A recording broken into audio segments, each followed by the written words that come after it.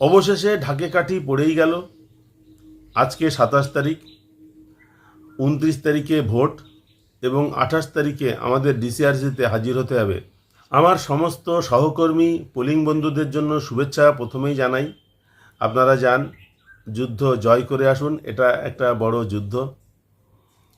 আমরা যতই প্রিপারেশান নিই না কেন, যতই ভালোভাবে কাজ করব বলে জিনিসপত্র সব গুছিয়ে নিই না কেন, সফলতা আনতে গেলে শেষের কাজটি আমাদের গুরুত্বপূর্ণ।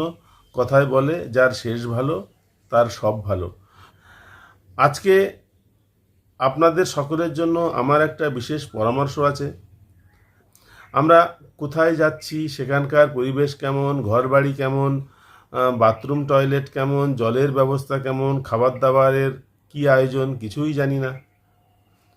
সুতরাং আমাদের কিছু কিছু জিনিস লাগবে, যে জিনিসগুলোর ওখানে আমরা পাবো না, এটা অনুমান করেই বাড়ি থেকে আমাদের কয়েকটা জিনিস নিয়ে নিতে হবে।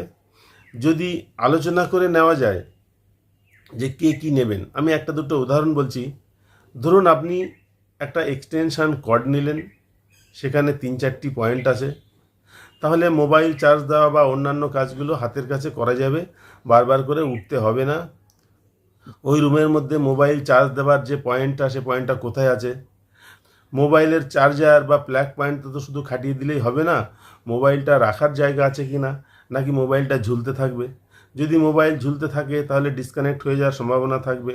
সুতরাং একটা এক্সটেনশান কর্ড হলে সুবিধা হয়, মেঝেতে বা টেবিলে কোনো এক কোনায় রেখে দিলে সেখানে রেখে মোবাইলগুলো চার্জ দেওয়া যায়।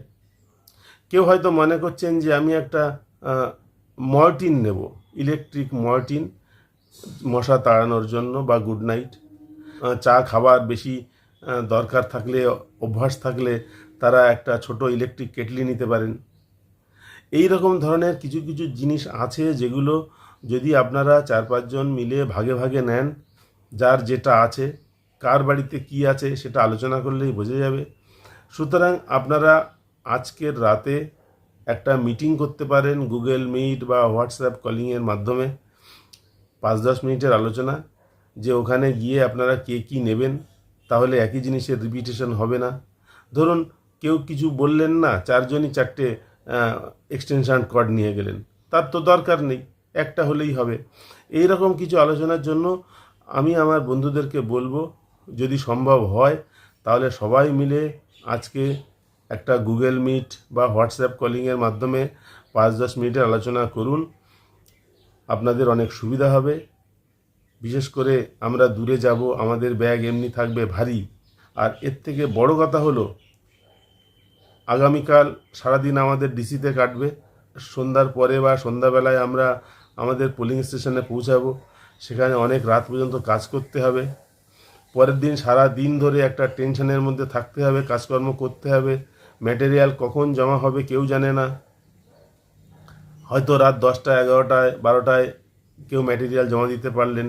এই 2 দিন ধরে যে আপনাদের একটা বিরাট পরিশ্রম হবে, সেই পরিশ্রমে আপনার কাঁধের ছোট ব্যাগটাও মনে হবে বিশাল ভারী।